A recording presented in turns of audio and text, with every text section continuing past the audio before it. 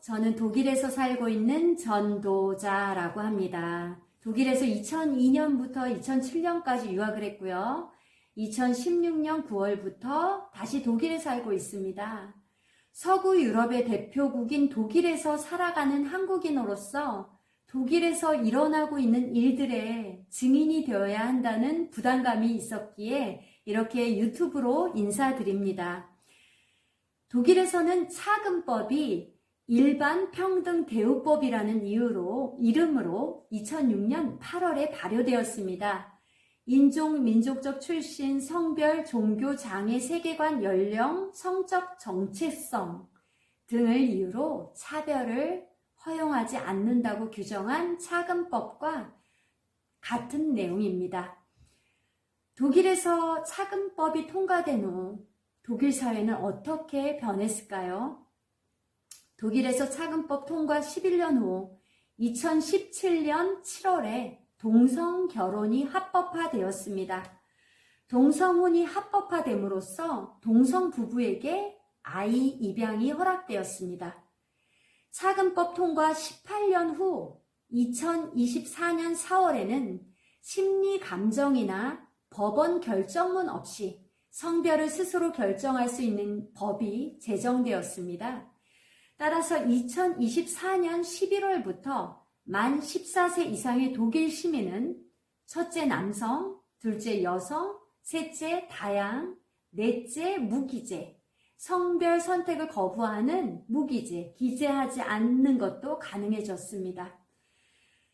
그중 하나를 선택해 등기소에 신고만 하면 성별을 바꿀 수가 있습니다.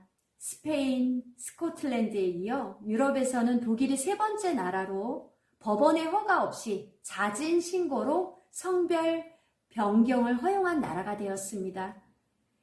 차근법 통과는 시작일 뿐입니다. 그 이후로는 순차적으로 동성혼 합법화, 동성 부부에게 아이 입양 허락되고요.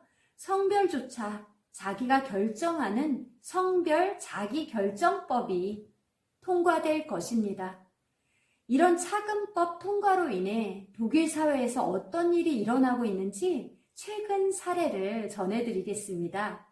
2019년부터 고발, 기소되어 2024년 8월까지 5년에 걸쳐 형사소송을 하고 계신 목사님이 계셨습니다.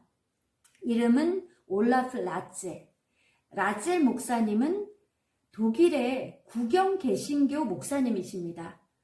국영 개신교 교회 목사들은 보통 자유주의 신학을 공부하셨기 때문에 목사지만 예수님조차 믿지 않는 분들이 많이 계십니다. 국영 개신교회라는 말이 이제 나라에서 교회를 운영한다는 것이죠. 목사가 공무원 같은 것이에요. 나라에서 월급을 주니까. 라젤 목사님은 그런 영적으로 죽어있는 국영교회 속에서 분명하게 복음을 선포하고 성경적인 진리를 설교하시는 분으로 58만 유튜브 구독자를 가진 분이었습니다. 즉 라젤 목사님의 많은 설교가 유튜브에 업로드 되어 있고 독일의 많은 사람들이 그분의 설교를 듣고 있습니다. 그러니까 독일에서 목사님은 영향력을 가진 크리스찬 리더였습니다. 2019년 10월에 라젤 목사님은 목사님 교회에서 30상 정도의 부부에게 결혼 세미나를 하시면서 동성애에 대해서 잠깐 언급을 하셨습니다. 2020년 3월에 목사님의 강의가 유튜브에 업로드되어 많은 사람이 듣게 되었어요. 근데 그분의 동성애 발언은 뭐였냐면 동성애는 마귀적인 것이다. 동성애 옹호자가 점점 강해지고 있고 거대해지고 있다. 이 범죄자들은 퀴어 축제 때 여기저기 사방을 돌아다니고 있다. 라고 하셨던 것이었습니다. 퀴어 축제 때 동성애자들이 목사님 교회 건물 벽에 호모포비아라고 크게 지워지지 않는 낙커치를 하고 가곤 했다고 합니다. 그래서 범죄자라는 단어를 쓰게 되신 거죠. 그 호모포비아라는 것은 이제 동성애를 찬성하는 그런 진영 측에서 동성애를 반대하는 사람들을 이제 극혐하는 병적 증세라고 하는 사람을 폄하하는 단어예요. 라첼 목사님은 특정 집단에 대한 혐오, 선동 혐의로 기소됐고 2020년 11월 브레멘 지방법원에서 유죄 판결을 받았습니다. 브레멘 지방법원은 증오 선동 협의로 라첼 목사님에게 8,100유로라는 벌금을 선고하셨어요. 8,100유로가 현재의 한국 돈으로 약 1,200만 원 정도가 됩니다. 라첼 목사님은 항소를 했고 지방법원에서 승소했어요. 판사는 목사의 발언이 모욕적이긴 하지만 종교의 자유와 표현의 자유를 보장하는 헌법에 의해 보호된다고 판결했습니다.